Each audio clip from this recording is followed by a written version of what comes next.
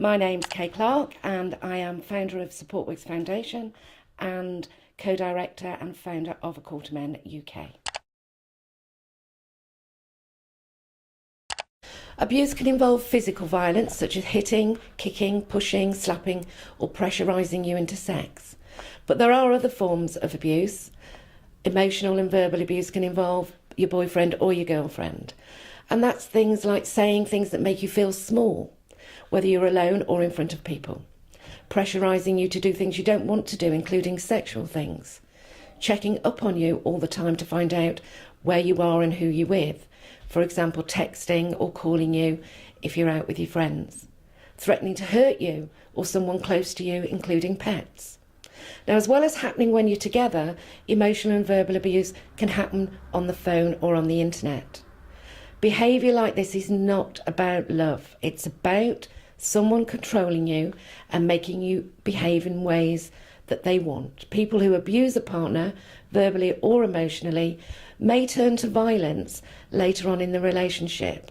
So verbal and emotional abuse, and that kind of controlling behaviour is a big warning sign of what's to come. Behaviour like this is not okay, even if some people tell you that it is. Violence and abuse in relationships is not normal. It's not just the way things are or it's messing around. It is a serious issue. Being hurt emotionally and physically can harm your self-esteem, your self-worth, and make you feel anxious, depressed or ill. Girls who are abused can also develop eating disorders, problems with alcohol and drugs, and be at risk of sexually transmitted infections and pregnancy.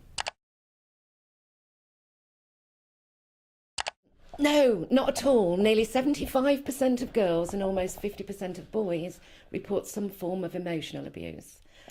33% of girls and 16% of boys report some form of sexual abuse. And 25% of girls and 18% of boys report some form of physical abuse. Interestingly, girls report a greater impact of the abuse, a negative impact of the abuse on themselves. And girls are more likely to say that the abuse is repeated and that it either remains at the same level of severity or it worsens, especially after the relationship ends. To find out if you're in an abusive relationship, ask yourself a few questions.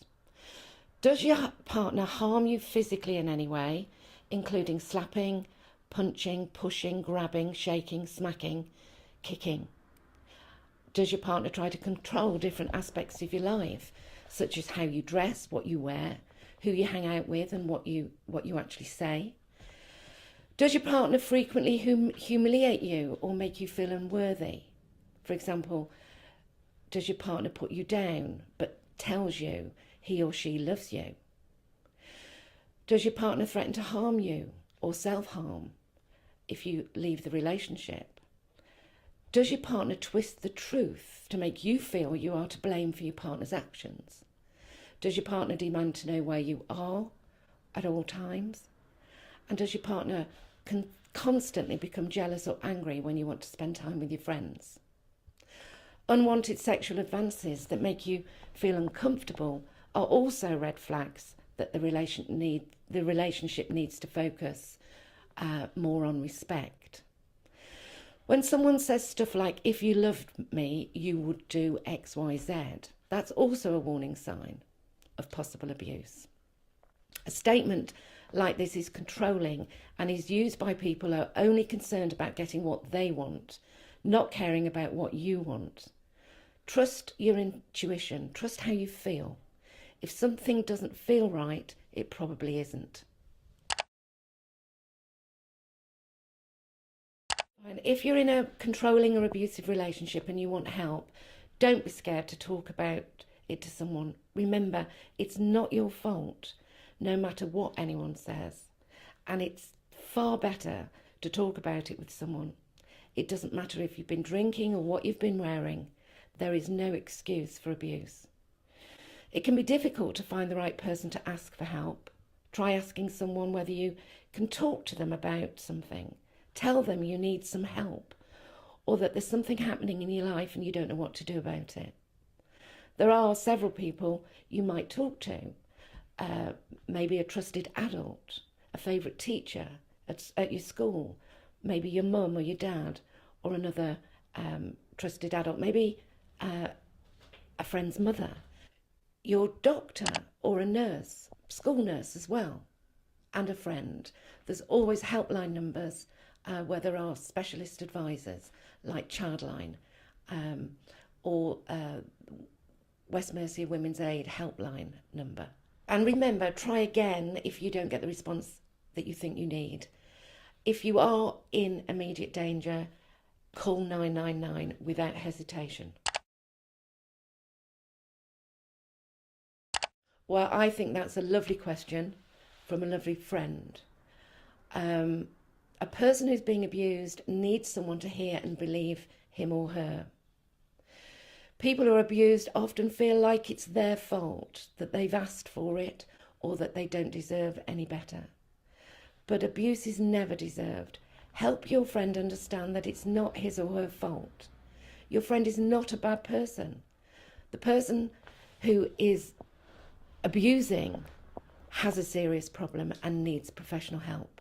A friend who's being abused needs your patience, your love and understanding. Your friend also needs your encouragement to get immediate help from an adult, such as the parent or family member or guidance counsellor. Most of all, your friend needs you to listen without judging. It takes a lot of courage to admit being abused. Let your friend know that you're offering your full support. If you think a friend might be experiencing abuse, talk to them, keep calm, don't be judgmental and condemning. It can be difficult to talk to a friend, but try. If you're concerned, don't worry that you might be wrong. Worry that you might actually be right.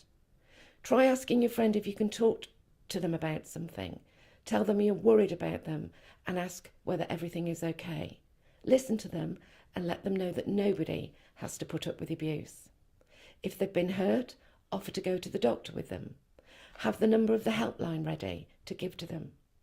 Your friend might be angry or upset with you for a while, but they will know that you care and that you might have helped them realise that they can get the help they need.